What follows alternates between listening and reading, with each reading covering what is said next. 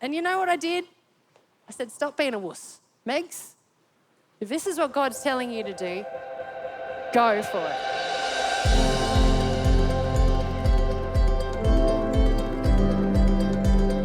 In my life, as a Christian lady who has spent, probably if I'm fair, my whole life I've known about God, but let's just say the last 20 years actually doing something about it. I have witnessed these things in my own faith life, and I can attest to the fact that these 5 things, if you can grab a hold of this, if you can apply it to your life and see the value in it, your faith will grow. It's 100%. There's no money back guaranteed necessary because your faith will grow. And if there's ever a time when I feel like the church needs to have strong faith, is it not now? Is it not now? We need this. And so I'm excited to be able to bring our third part today because this is something that I actually am very passionate about. And I'm going to try and hold my tears in today as well because I might allow some of my passion to seep out. All right, now through the New Testament, I love the fact that God knew exactly what he was going to place into the Bible for what we needed.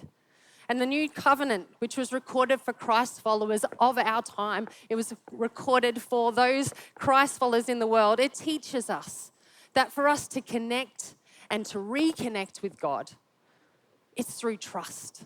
It's through faith in him. This is how we connect with him. And this makes sense too, because if we look back to the very first human interaction with God, there was a broken lack of trust. And so our condition of faith is so important to God. He sees the importance of us getting this right. Because if we don't have that strong faith, he also sees how we can get taken out so easily. If you have a healthy faith, you're going to have a healthy relationship with God. If you have an active faith, you're going to have an active relationship with God. If you have a strong faith, you're going to have a strong relationship with God. They go hand in hand. So to have these 5 tools to be able to see how do I grow my faith, this is going to be so valuable in the world that we need to walk in. And so these are the 5 here. We're going to pop them back up again. I've already talked a little bit about them. Practical teaching, private disciplines, personal ministry, providential relationships, and then your pivotal circumstances. And we've already highlighted these first few. The practical teaching, where we take head knowledge, essentially, that God has given us examples of, okay, in my word, this is practical teaching of how you now go into the world. Watch what Jesus did. Jesus did this so well. He taught you what to do. Take it from here, put it in here, and go out and do it. That's the practical teaching.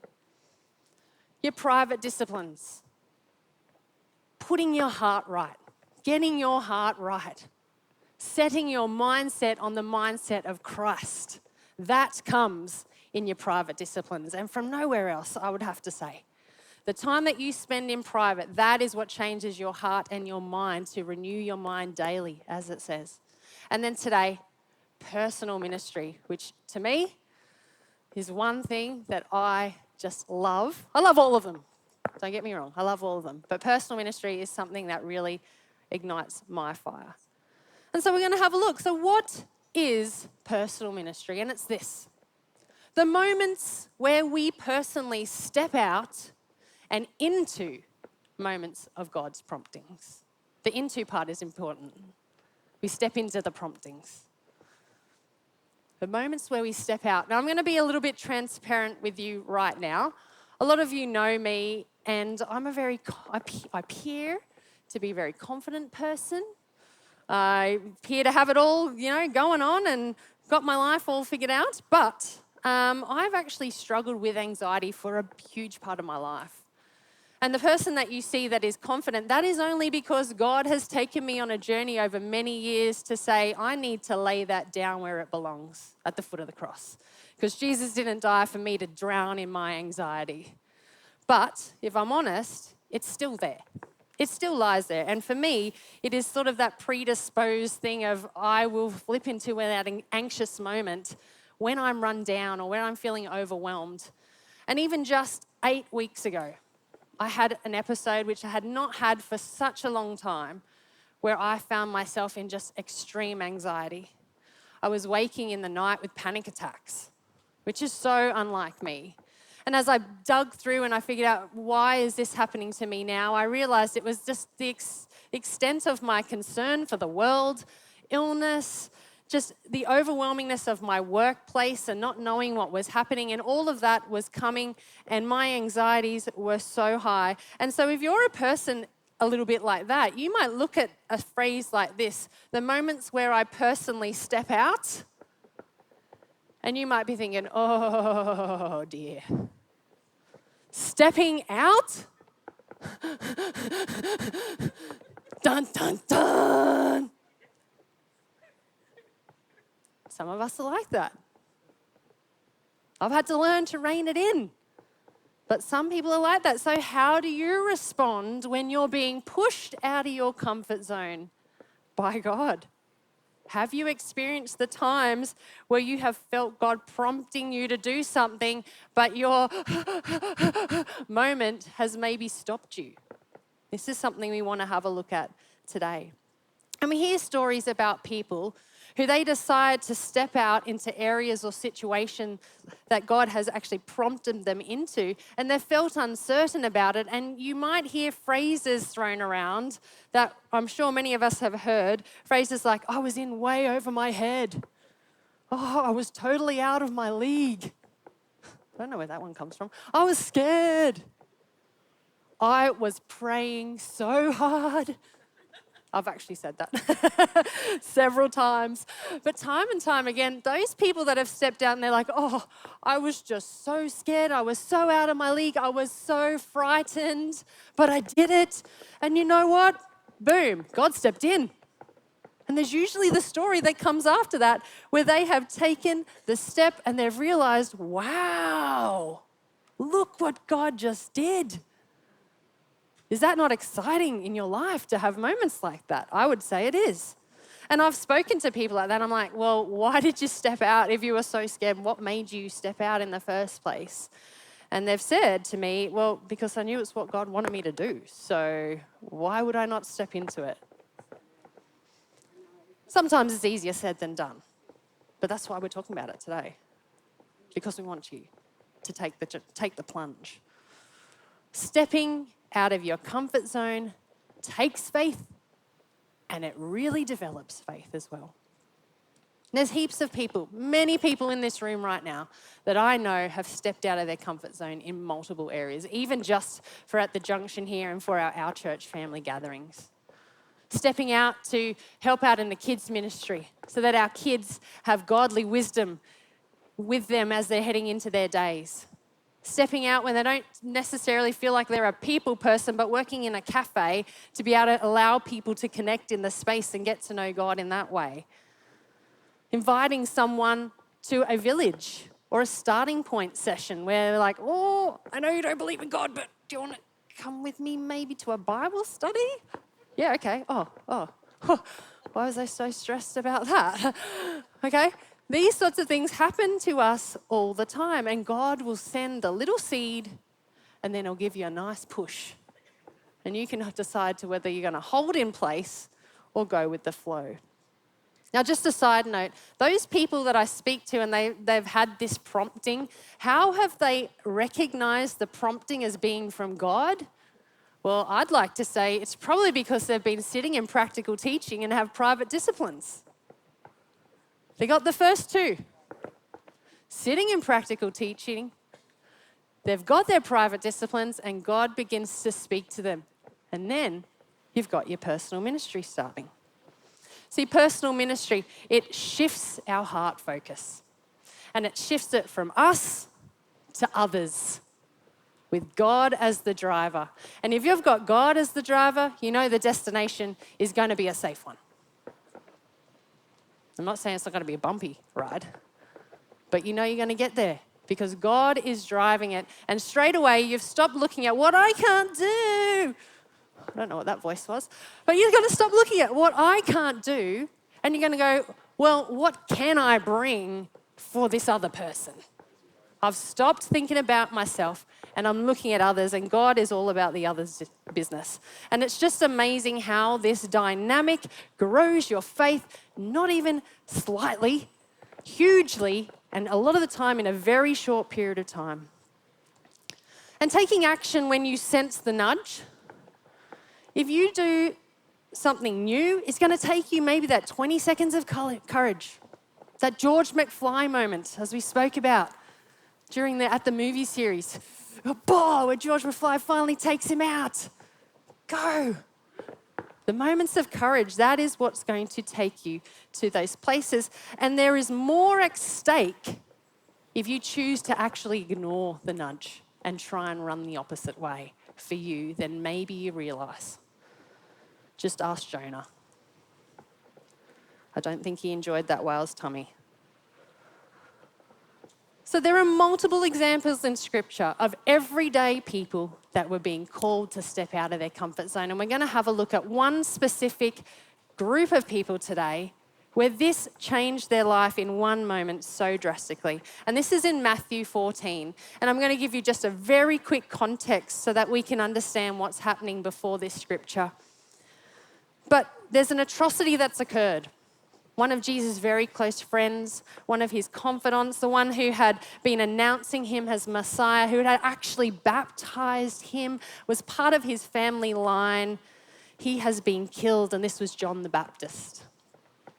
And King Herod, and this is the son of King Herod that we hear from in the earlier days when they were trying to kill all the boys. King Herod's son is basically at a party and gets a dare from an exotic dancer to take the head of John the Baptist and put it on a platter. And unfortunately, King Herod does it and he follows through. That is just what's happened. And now we pick it up in Matthew 14, verse 13, and it says this. When Jesus heard what had happened, he withdrew by boat privately to a solitary place. Continue on. Hearing of this, the crowds followed him on foot from the towns. Now, Jesus withdrew. He would have been angry. He would have been grieving over this. And being on the water at that period was the only way you could actually escape the crowds because they were everywhere. So Jesus went out and he had his private time to be able to grieve. And the crowds, they were following, and the disciples at that time, I can only wonder what they may have been thinking. This was someone that was very close to Jesus, and they had seen Jesus raise people from the dead. They had seen him do lots of miracles, and yet the one that was actually really, really close to him had just been killed.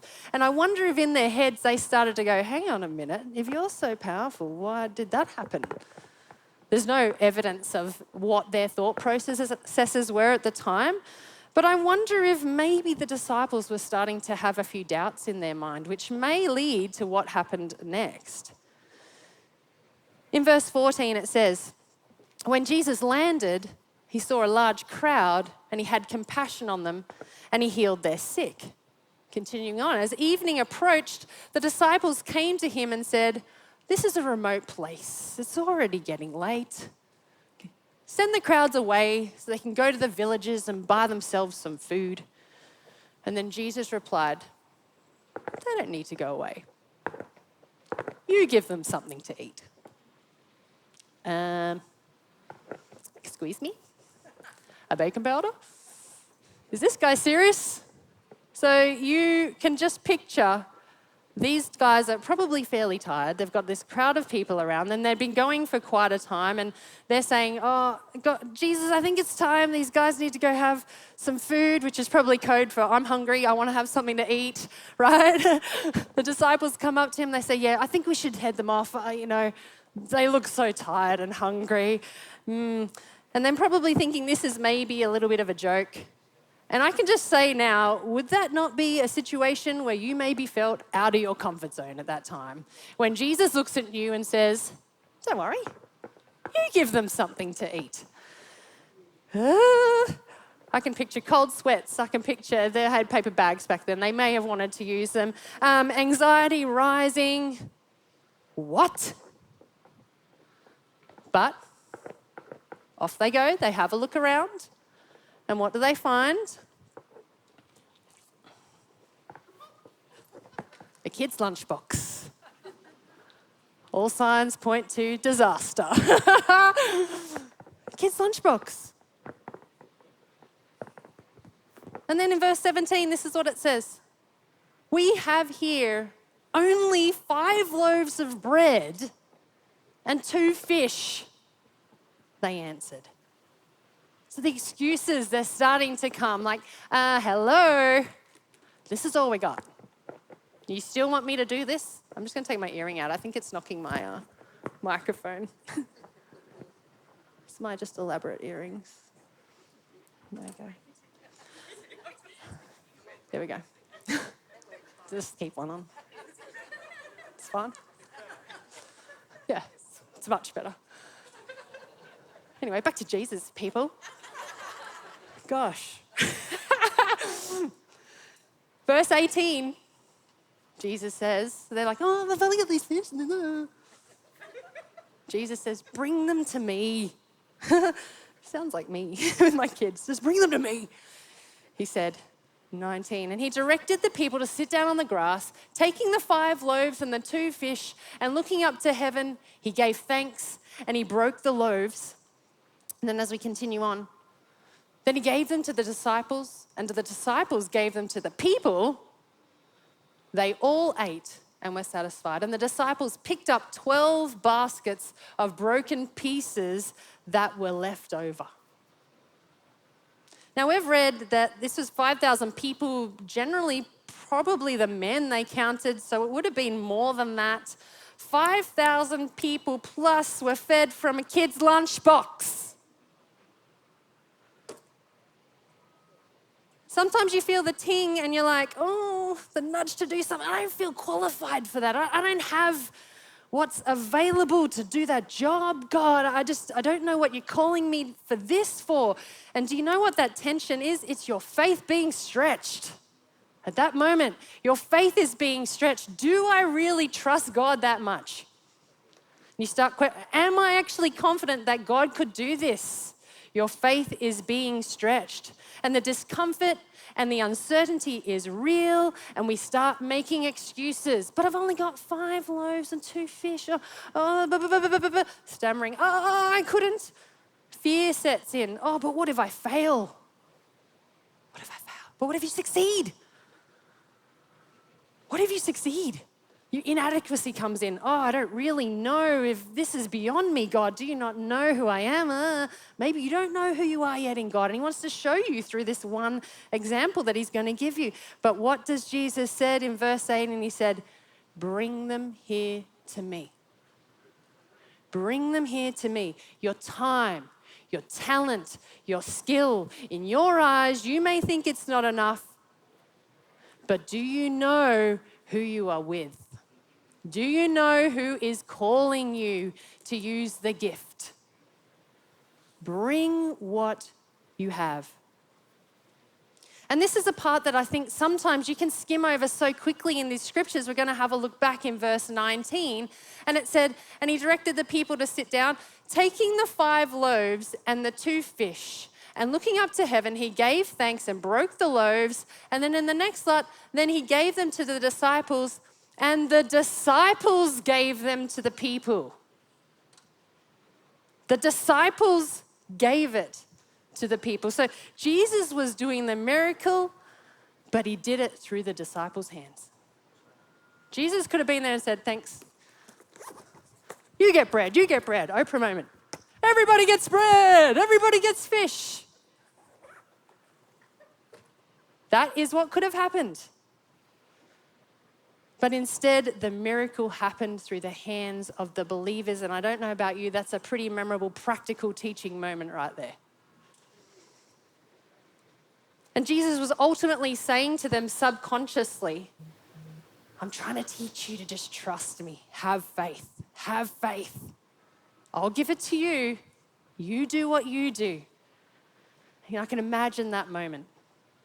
If I was standing there with bread in my hand that I'm giving out, and it just keeps going, and it just keeps going, and it just keeps going, and at the end I have baskets and baskets of leftovers, more than what I started with, my mind would be blown, and the faith of the disciples, it soared in that one experience. They realized what they were lacking, God could step in for. and they would have never forgotten it. This is really important, this next point that I want to put up. They did what they knew how to do, and they believed that Jesus would do what only he could do. And I get excited about this. I don't know if you can tell, I'm starting to get moved. I'm sorry, camera guys. I know I try and stand still. I find it really difficult. But I get excited about this because this is how the world actually changes. This is how the world changes. When people pick up their lunchbox and they say, "Here you go, God." What are you going to do with it? And all of a sudden he steps in and people's lives begin to change. And you know, that wasn't me. It couldn't have been me. Wow. Your faith begins to soar. Activated faith connected with God's power. And that's unstoppable. And the apostles, they're collecting more than they could have originally given out. And then immediately Jesus says, "Let's go." Immediately. In verse 13, it says this, chapter 22. Immediately, Jesus made the disciples get into the boat and go on ahead of him to the other side while he dismissed the crowd. After he dismissed them, he went up on a mountainside by himself to pray. Later that night, he was there alone. And the boat was already a considerable distance from land and was being buffeted by the waves because the wind was against it. And shortly before dawn, Jesus went out to them walking on the lake. And when the disciples saw him walking on the lake, they were terrified. "It's a ghost," they said, and cried out in fear. But Jesus immediately said to them, "Take courage, it is I. Don't be afraid." So not too long ago, these guys are handing out miraculous bread, right? Woo-hoo-hoo. And then immediately after, Jesus goes, "All right, now you need to go out in the boat. You need to start rowing across the lake."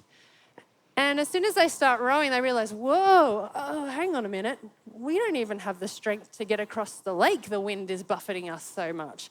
And I love the fact that Jesus saw them in the late evening and he watched them and didn't go till the next morning. Didn't go till dawn. He's like, "I'm just going to let them struggle a little bit out there." Because in that moment, what Jesus was reminding them of was, you are human. You just did this miraculous thing. You did. It was so amazing. We fed all those people. And now you're back in the boat and you're struggling a little bit. This is just a good reminder. Don't get prideful about this. Stay humble and I can do more with you later. But remember, you're just human. Just bring what you've got and I'll do the rest. You can see you can't do it on your own. Very clever. There was no selfish pride at that moment that could take over. And it's now we see this amazing moment from Peter where Peter calls out across the rough waves and he says to Jesus, "If it's you, just let me know and I'll come to you." And then Jesus actually says, "It's me." And in verse 14, then Peter got out of the boat and he walked on the water and came towards Jesus. Question. If that 12 hours before, Peter had not had that experience where he had handed food out from a kid's lunchbox that was multiplied, would he have ever said, "Call me and I'll walk on the water"? I would have to say no. That would not have been in his mind before that moment, but because he had an experience with God that he could not explain, he knew, if this is Jesus, I can do the impossible. I'm going to do what I can, and I'm going to climb out of the boat, and I'm going to walk. And Jesus says, "Go for it." And he walks on the water. We also know that he starts to doubt himself and starts to sink. Happens with a few of us. No judgment, Peter. But his faith was so strong at that point that he said, "You know what? I believe that I could even walk on water right now because I've seen Jesus do some amazing things." Now, everybody stands in this position at one point or another. Even the decision to get to know Jesus, to get to know God, that was a decision you made where you stepped out of your comfort zone at some point. And that's where it all begins. And then along the way, God will put little prompts in place. Now try this. Now try this. And every time you step into that, he builds your faith more and more for what it is that he has ahead of you.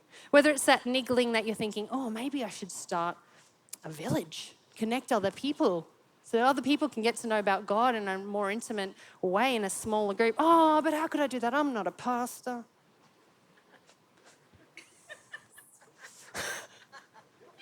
I'm not a pastor. Doesn't matter. It doesn't matter. Oh, I really would like to serve in our youth, but, I'm just not really cool enough for that. Nobody is. Nobody's cool enough. Harsh. No, but we do. We go and we do it anyway. Maybe you've seen someone at your workplace who likes to have conversations over lunch and you get the nudge to, talk about God. Oh, but we don't have that sort of relationship. I just work at work with this person. Yeah, it's time. It's time. And you step into it. Joining the music team. But I don't really know how to sing. I don't really know how to play an instrument. Or can I just say, probably not your area. As someone who looks over the worship teams here, let me have a chat to you. I might be able to find something a little bit more suited. But I don't know what it may be for you, but God does. God does know what it is for you. And all he asks is that bring what you've got and lay it down in front of me and then stretch your faith muscles and see what I can do. And I want to share a little story with you just as I head to finishing up here this morning. We have a ministry that we run here, mainly music, which I have been running for 10 years. So 10 years ago I started this alongside with an amazing team. And back then, Ruth actually had approached me and said, hey, Megs, I've got this great idea of something that I feel like we should do, running this music program for community where we get families into the church building and we just run half an hour music with them and we get to know them and have communication about God with them and get to know their innermost things that are happening in their life. And at the time, I had an 8-month-old baby. And in my head, I was like, are you serious right now? I've got my first child, little 8-month-old baby, and you're asking me to run this brand new ministry that we haven't even set up before? Oh. And you know what God said? Do it. And I prayed about it, and I was like, but no, I'm struggling with just a new baby. I'm just a mum. All the excuses started coming out. And you know what I did? I said, stop being a wuss. Megs, if this is what God's telling you to do, go for it. And so we went for it. And at the beginning, the numbers were low. The numbers were a little bit low. We started off with a bang and then they kind of whittled off a little bit. And I was like, was this a waste of time? I'm pretty tired. I don't know, God, what's going on? Do I continue? And I remember having a conversation with God and he was like, just stop trying to do things yourself. Just do your bit and just let me do my bit. It's almost like a rap over the knuckles, which I appreciate. And so I said, okay, we're going to continue going along. Now, 10 years later, I, the other day, went back through all of my 10 years of who has come through our mainly music. And I added it up. And we've had 426 children. 426 children. That's not even, this is where I might get a bit emotional. That's not even the adults and the grandmas and the grandpas and all these people. It would be over 1,000 people that have been in this room. And I just get to be silly up the front and sing songs and live out my hi-fi dream. And God has done amazing things. The mainly musics around our area, a lot of them are around 12 people. I have 56 kids on my current list with a waiting list for another 10 families. And God has exploded it, because the other thing is I didn't know what was going to happen with our junction point here. Back in 10 years ago, we were just a little building where we're like, we'll run this program. And then God was like, we're going to build a junction point. And as soon as we got the cafe space and we had the opportunity to develop this lovely space for them to feel so welcome in, the numbers just grew. And I was like, oh, God, you just always knew this was what was going to happen. We've had multiple families join the church family. from Mainly Music. I had one lady contact me yesterday from Mainly Music, and she said, I don't know how much help I'm going to be because I've got a baby that I'll probably have to carry in a harness, and I've got my toddler, but what can I do to come and help with packing the stuff? A community mum from Mainly Music has nothing to do with this faith community, but says, I want to get involved because I can see what God's doing. And all because I put aside the excuses and I just picked up my lunchbox and said, go for it. And that's all it takes. Wait and see what God will do. And I want to thank my team, Suzanne, Wendy, Karen, a whole bunch of people that have helped over the years in that. Aren't you glad that someone took a chance to introduce you to God? They stepped out of their comfort zone to introduce you to God in whatever way that was, and now you're here or you're listening to this message. Aren't you glad that happened? Because God calls us to step out because we are the carriers of the good news. We are the carriers of the good news. We pass it on to a world of people that are suffocating, absolutely suffocating. And yet if we just do our personal ministry where we feel this is this tiny little step, God can step in. And you know what? I just want to take a moment.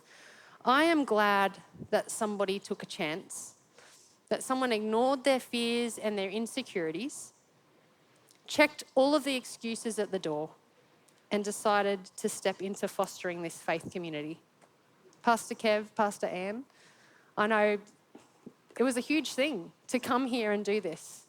And I just want to honor you right now. And I know it's never about you guys, but can we just give them a clap? Like, God is doing amazing things because you stepped out from what was comfortable and you came here, and God's taking us on a new journey. Does anyone ever feel fully equipped to do what God's calling us to do?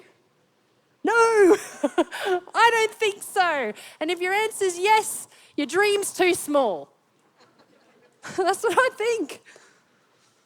So what is God speaking to you about?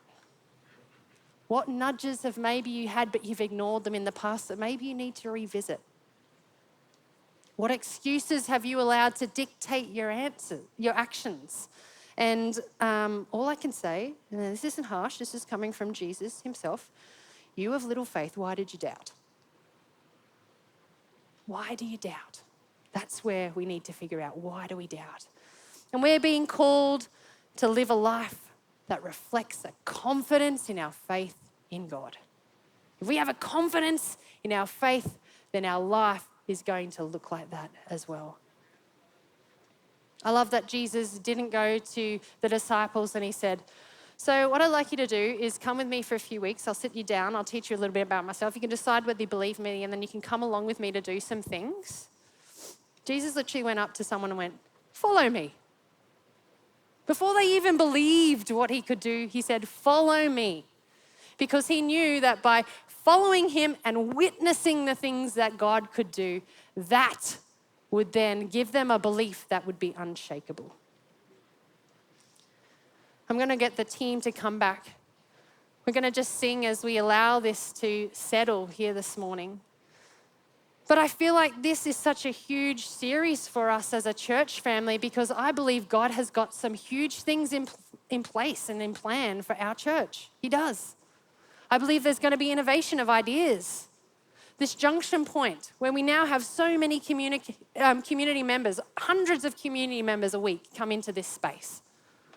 I believe that God has people here, that he has ideas on ways to connect those people and introduce them to God that I don't have. And what it's going to take is for us to sense those little nudges, the personal ministry moments for you. Don't ever think it's ever too small. Don't ever think it's ever too small, because it isn't. God has a plan and he puts all the pieces together. But we're heading into a new phase where he's asking us to open our ears, build your faith, step into what he's calling, and start going out there and telling people more and more about God and what he can do. So you can go two ways in your life. You can listen to God and choose to act, or you can listen to God and choose not to. And I can guarantee you the ones that listen and choose to act, they're the ones that we're going to hear about that have changed the lives of many. If you listen and you choose not to act, then there's a good chance maybe in another 10 years you'll be in a similar situation as you are right now. And God allows us to choose. God allows us to choose. But an activated faith, when it's connected with God's power, you're going to achieve amazing things through God, seeing lives changed and people saved. And the choice is yours. So just as we continue here this morning, I've gone a little bit over, I apologize. But God wanted to say some stuff. It's time. It's time for our faith to step up. And I believe he's going to speak to you even as we continue in our worshiping right now. But I'd like to pray for you. And then the band's going to sing. Father, we just thank you that you have not hidden from us at all your plans on ways to grow our faith in you. You've made it very clear. And we just want to say right now, every single person that is here, every single person that's listening, that we just want to make ourselves available. We want to check our excuses at the door. Pick up our lunchbox of whatever it is we have to give, and we hand it over to you, standing in awe of all the things that you can do. And Father, we just thank you for moments like this where we can be challenged, where we can be reminded that a life full of faith, where we get to step out and be active and connect with people, is a life that is worth living. And that is what we are here for. And so, Father, just continue to speak to us. Holy Spirit, drop into our mind, drop into our hearts, your dreams, your visions for us. And we will do our part to step in. And Father, we believe that you will step into.